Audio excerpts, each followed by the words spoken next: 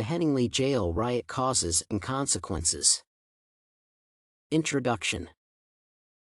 The Headingley Correctional Centre experienced one of the worst inmate unrest in history. On April 25, 1996, a riot occurred after a scuffle between the correctional officers, COs, and some prisoners in the facility's basement.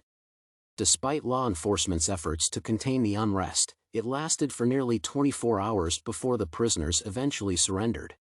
Even though the facility suffered immense losses, no fatalities were reported. The causes of the Headingley riot. The mistreatment of prisoners by COs has been cited as the main trigger of the riot. For example, Drew Jans, the riot's ringleader, stressed that if the COs did not like particular prisoners, they would make their lives miserable. Likewise, research indicates that the unrest may have been due to inadequately trained COs who could not contain the prisoners. Any poor relationship between inmates and guards often results in hostility that may spark a revolt. Therefore, I believe that the cost mistreatment of the prisoners may have led to the riot. The deplorable conditions at the facility may have been a contributing factor. Research shows that in 1954 inmates at the Headingley facility rioted against inadequate medical access and low-quality meals by damaging chairs and tables and setting fires at the facility. Thus, there is a possibility that the lack of improvement of conditions in the facility triggered yet another riot in 1996.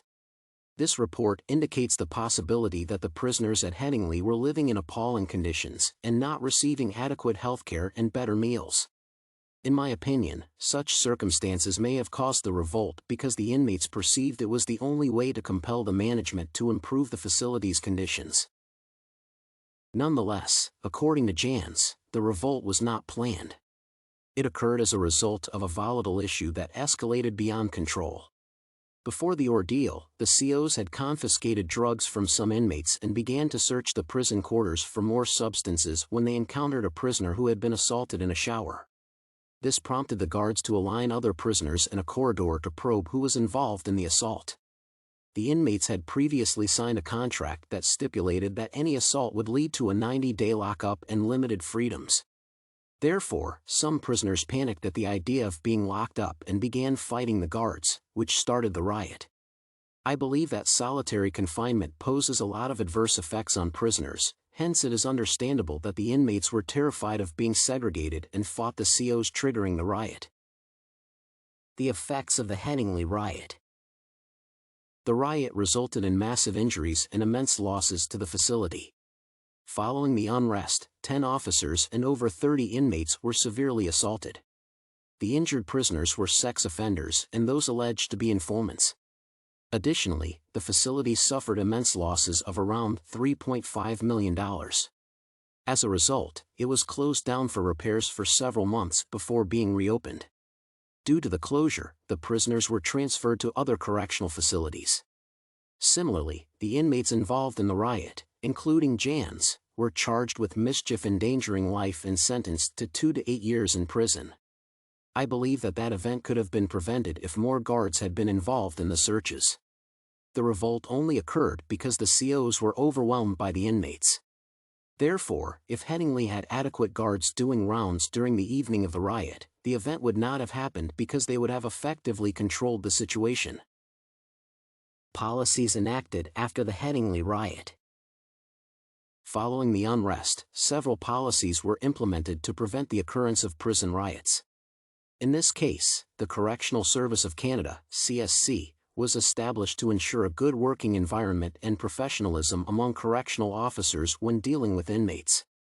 Guaranteeing that correctional officers observe fairness and integrity in all their dealings within the prison creates a good relationship between them and the prisoners, thus avoiding any incidences of unrest.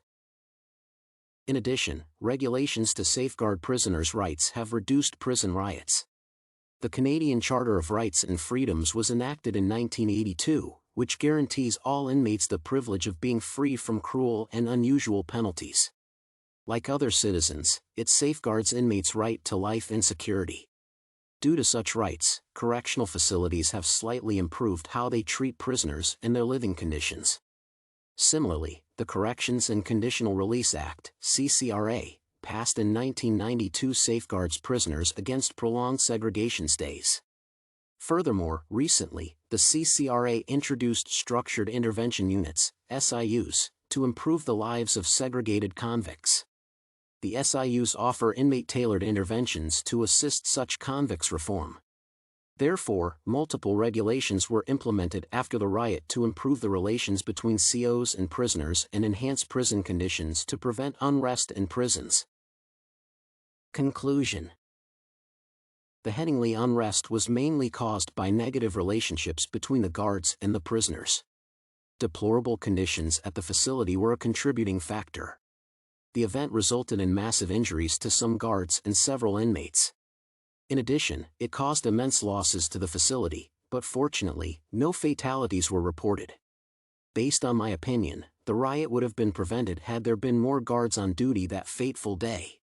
Nevertheless, following the riot, several policies, such as CCRA, have been implemented to protect inmates' rights and ensure that such events never occur again.